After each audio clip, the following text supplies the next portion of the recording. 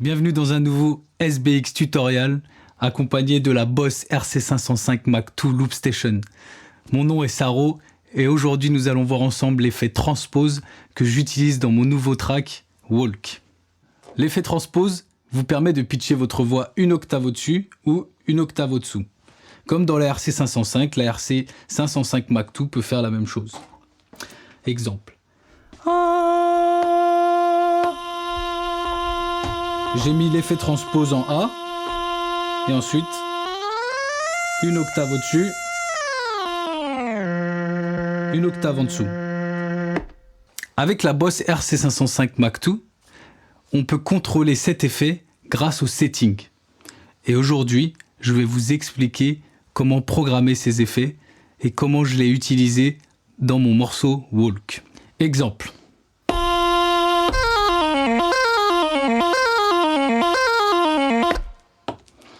Et aujourd'hui, on va voir ensemble comment régler les settings pour réussir à faire ce genre de choses.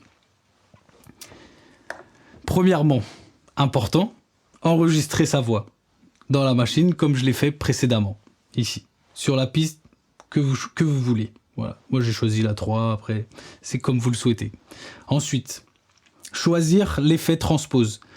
Alors moi, je l'ai choisi en A, mais vous pouvez le choisir en B, en C ou en D. C'est comme vous le souhaitez. Moi, il est en A. Ensuite, une fois que vous avez pressé A, vous pressez Edit. Ici dans Edit, évidemment, bon, de base, ce n'est pas la transpose qui est mis. Donc vous allez chercher le transpose avec ce bouton-là, ici. Une fois sur l'effet transpose, vous allez une fois à droite, comme ceci. Ici, ce sera comme ça de base. Donc le SW, il faut le mettre en on. C'est pour activer l'effet comme je viens de faire. Sinon, ça n'active pas l'effet et c'est ceci qui agit. Voilà. Donc activez bien ce SW. Le sync, je le laisse en off.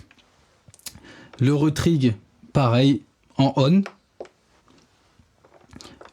Une fois que vous êtes là, terminé. Vous appuyez une fois à droite.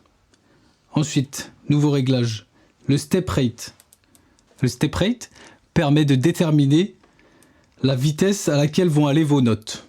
Moi, personnellement, j'ai choisi la double croche. La double croche, c'est... Mais vous pouvez changer ça. Ça dépend de votre track, de votre son. Vous pouvez le faire aller plus lentement, à la noire, par exemple. Ou alors même plus vite. Voilà, beaucoup plus vite. Ça après c'est à votre choix. Moi personnellement pour mon track j'ai choisi la double croche. Ensuite nous allons passer sur Step Max. Step Max c'est quoi? Le Step Max c'est le nombre de notes que vous allez choisir. Donc moi j'ai mis 8. Comme vous pouvez l'entendre, 8 notes. 1, 2, 3, 4, 5, 6, 7, 8.